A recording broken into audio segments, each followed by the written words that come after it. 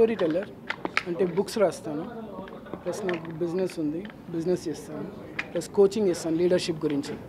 ఇప్పటివరకు నేను 3 పుస్తకాలు రాశాను, ఇది 3వ పుస్తకం.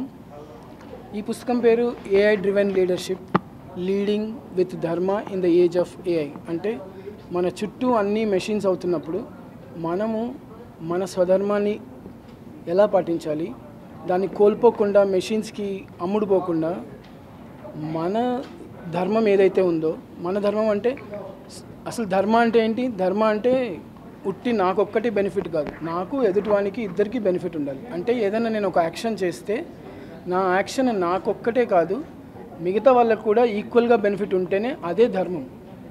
స్వధర్మ అంటే సొంత ధర్మం అంటే కేవలం నాకు ఒక్కటే బెనిఫిట్ అయ్యేది కాదు. సో ఈ విషయాన్ని క్లియర్గా కమ్యూనికేట్ చేయడానికి లీడర్షిప్ సహాయంతో నేను ఈ బుక్ రాశాను. అంటే ఇప్పుడు కంపెనీస్ అన్నిటికీ AI వచ్చేసింది, అది ఈజీగా అవైలబుల్ కూడా ఉంది. సో ఎవరైనా ఏమైనా క్రియేట్ చేయొచ్చు. మీకు కోడింగ్ వచ్చినా, టెక్నాలజీ తెలిసినా తెలియకున్నా ఒక యాప్ని 30 సెకండ్స్లో క్రియేట్ చేయొచ్చు.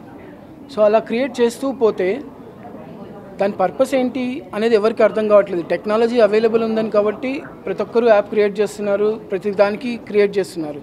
కానీ దానివల్ల ఎవరికి నష్టం వస్తుంది, ఎవరికి లాభం వస్తుంది, ఎవరు పట్టించుకోవట్లేదు. ప్లస్ మోస్ట్ ఇంపార్టెంట్ ఏంటంటే ఈ AI అనేది ఒక టూల్, ఒక మిర్రర్, మనకు అద్దం పడుతుంది అంతే. మనకు మంచి వాల్యూస్ ఉంటే ఆ వాల్యూస్ని ఆ అద్దం రిఫ్లెక్ట్ చేస్తుంది, మనకు చెడు వాల్యూస్ ఉంటే ఆ అద్దం దాన్ని కూడా రిఫ్లెక్ట్ చేస్తుంది. సో ఎప్పుడైతే మనం మారుతామో, మన ధర్మాన్ని మనం పాటిస్తామో, అప్పుడు కూడా తన ధర్మాన్ని పాటిస్తుంది.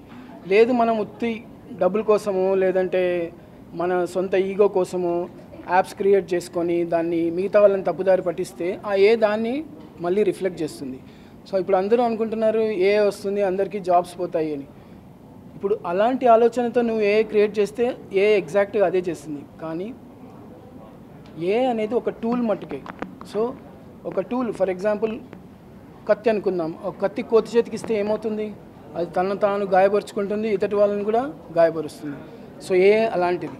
కాబట్టి ఆ టూల్ని, ఆ పవర్ఫుల్ టూల్ని సక్రమంగా సద్వినియోగం చేసుకోవాలి అంటే మనం మన స్వధర్మాన్ని పాటించాలి అనేదే ఈ బుక్. ఈ బుక్లో ఈ పంచశీల ప్రిన్సిపల్స్ అనేది ఎక్స్ప్లెయిన్ చేశాను అనమాట. ఏంటి పంచశీల ప్రిన్సిపల్స్ అంటే స్వాధ్యాయ, సమ, సంబంధ, సంకల్ప, సేవ. అంటే ఈ 5 ప్రిన్సిపల్స్ని ఎప్పుడైతే ఆర్గనైజేషన్స్, కంపెనీస్ ఫాలో చేస్తారో అప్పుడు హ్యూమన్స్ భయపడాల్సిన పని లేదు మెషిన్స్ టేక్ ఓవర్ చేసుకుంటాయని. ఎందుకంటే కత్తి ఏమీ చేయలేదు, కత్తి పట్టుకున్నవాడు వాడి ఇంటెన్షన్ని పట్టుకొని ఎదుటివాడికి హామ్ చేయగలడు. సో మనం మారితే మారుతుంది, అప్పుడు హ్యూమానిటీ భయపడాల్సిన పని లేదు అని చెప్పడానికే ఈ బుక్ రాశాను. Thank you so much.